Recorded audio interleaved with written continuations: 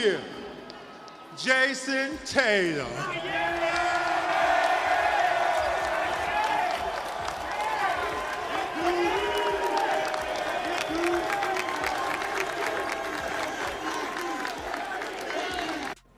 What's going on, dudes and dudettes? So yes, the Lakers finally signed their new head coach.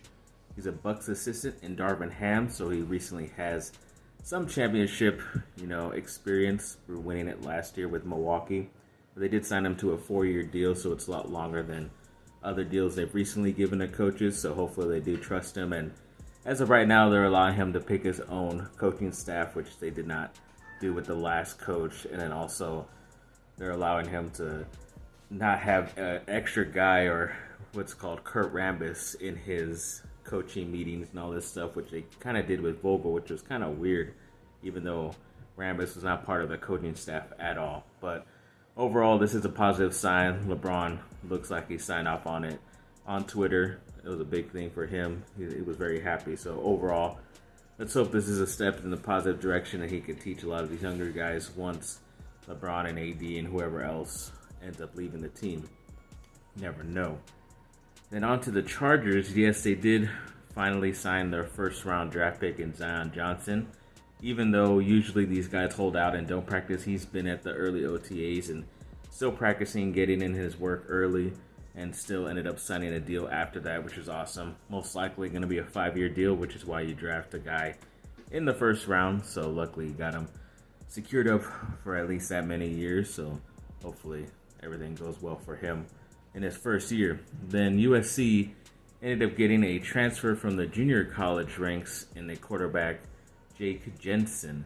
I think he was a California kid, but I don't know how good he really is going to be. Luckily, he is just going to be a third-string guy. For some reason, USC did not have another scholarship third-stringer. They always kept getting injured the past couple of years for some reason, but luckily, this guy, as of right now, will be that backup to USC's quarterback situation. So hopefully that turns out good for them. And it also ended up winning like this. I think it's On3 who does it, that website, as they're one of the top transfer winners or top transfer ratings place, whether it was junior college or other guys transferring from other schools. And they were the top get, obviously, because of that Jordan Addison get last week that we talked about. So obviously it's a big get for Lincoln Riley and his new coaching staff there. Then Jayson Tatum for the Celtics did end up winning the MVP for the Eastern Conference, named after Larry Bird. I guess one of the first times they've been naming these conference championships. It's kind of weird, but yes, he did win that because the Celtics did end up beating Miami by barely 4 points. They almost lost it in the end, of course. But yes, it is his first trip to the finals. Congrats to the ex-Duke player. Feel glad for him, at least in that respect. It just does suck that it's Celtics and Warriors. But yeah, it is kind of funny because he did pay a lot of homage to Kobe Bryant in that final game. He said he not only wore the armband that said 24 and it was purple and yellow, so it was obviously shocking that a Celtics player was wearing that during a game. But he also said that before the game, he sent a text to Kobe's phone saying, "I got you today," in this Game 7 victory for him. So obviously, if the Celtics are going to thank anybody for their championship this year, if they do win it, it has to be Kobe Bryant, because that's who's going to make Jayson Tatum get that victory for them. But I don't know. Kobe does seem like a major Laker, so he might make him play good. I don't think he'll make him win, because I think just this is definitely one of the better matchups for the finals that I was kind of waiting for. It just sucked that it is a Pacific Division rival in the Warriors, who've just been a thorn in the side of Lakers fans the past 10 years. And now it's obviously the Celtics, who the Lakers are tied with for the most NBA championships in NBA history. And of course, we don't want them to get one win above us. They shouldn't have even had the 2008 win because the Lakers were missing 2 of their starters. Not going to go into that. But yeah, overall, it will be pretty fun to see. I'm just hoping for a Warriors win in the end, but it's going to be tough to watch any of these games. But hoping for good competitive games in these finals. Then the Lakers had a couple of players within the past couple of days to come work out for them for pre-draft workouts. Notably, obviously, I'm going to talk about the USC player. I think it was Saturday he went. Drew Peterson, he was there. Obviously, a guy who could still end up going back to USC if he doesn't end up hearing that he's going to get drafted or not, or drafted to the right place. So it's cool to see him there in a Lakers warm-up jersey. That was fun. And I believe today they had Trevion Williams from Purdue. He's one of the more interesting players in my opinion, just because he reminds me of a little bit of a smaller, I don't know his true height and weight, but he's a little bit smaller version of Draymond Green, where he could come off the bench and even help out with passing, defense, scoring, whether inside or outside.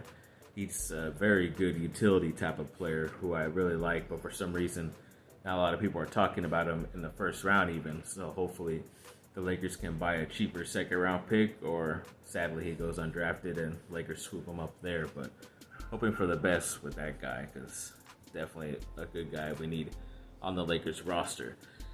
Then yes, some miscellaneous news. Tom DeLonge did have surgery within the past week or so on his face. I guess he said it was due to something that he had surgery on his back, and it inflamed something around his face area, so he had to get that done real quick. He said it was a little sore, but overall still progressing very well in the recovery process, so that's all we could hope for. And yes, luckily he is coming on the mend, as they say, so congrats to him. Then yes, during Star Wars Celebration this last weekend, we kind of heard, it wasn't an official announcement from Kathleen Kennedy, the overall runner of Lucasfilm, but she kind of did mention that Taika Waititi's Star Wars film will be the next Star Wars movie that comes out, and it might end up coming out in late 2023. So it does suck we have to wait that long, but at least she still gets over a year and a half to work on it, make it as good as it can be. Obviously, he doesn't have to worry about Thor or anything else. I don't really know what other movie he's going to be working on in between then. I haven't heard him talk about one yet. I know he is working on more TV shows, but more of a producer, writer side, not really acting in them. So definitely looking forward to that. Hopefully he could bring a new twist to what the normal crap we've seen from Star Wars with the whole Skywalker saga, whatever. So hopefully it is something new, different, and exciting. So yes, thanks for watching, people. Like and subscribe, comment down below. Let me know what y'all think. Have a great rest of your day, and bye. Bye down. Happy birthday to you. Happy birthday to you. Happy birthday, dear Lupe. Happy birthday to you. Do the sparkles. Or harder. They do. Do it. Do it. Blow. Almost. Seriously? They do. They're not short candles. They're sparkles. Sydney, come your sister. Jeez. Come on, girls. Three. Both ready. 1, 2, Two. 3. Uy, ay. Jeez. Let's see what you got.